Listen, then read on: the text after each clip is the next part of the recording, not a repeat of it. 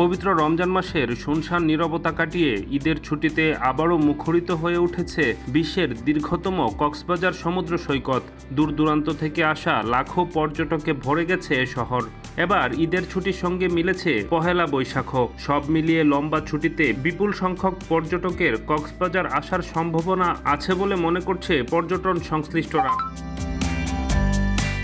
ঈদ ও পহেলা বৈশাখের লম্বা ছুটি ঘিরে কক্সবাজারের পর্যটন ব্যবসায়ীরাও ব্যাপক প্রস্তুতি নিয়েছে। নতুন করে সাজানো হয়েছে কক্সবাজারের বিনোদন কেন্দ্রগুলো। জেলা প্রশাসনের এক বীজকর্মী জানান, পুরো রমজানে সমুদ্র সৈকতে বলতে গেলে ফাঁকাই ছিল। ঈদের দিন সকাল থেকে পর্যটকের সমাগম শুরু হয়েছে, তবে অতিরিক্ত গরমের কারণে পর্যটকদের ভোগান্তি একটু বেড়েছে।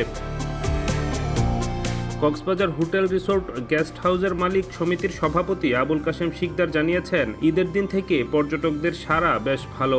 ঈদ উল ফিতর ও নববর্ষের টানা 7 থেকে 8 দিনের ছুটিতে ব্যাপক পর্যটক সমাগম হবে বলে আশা তাদের।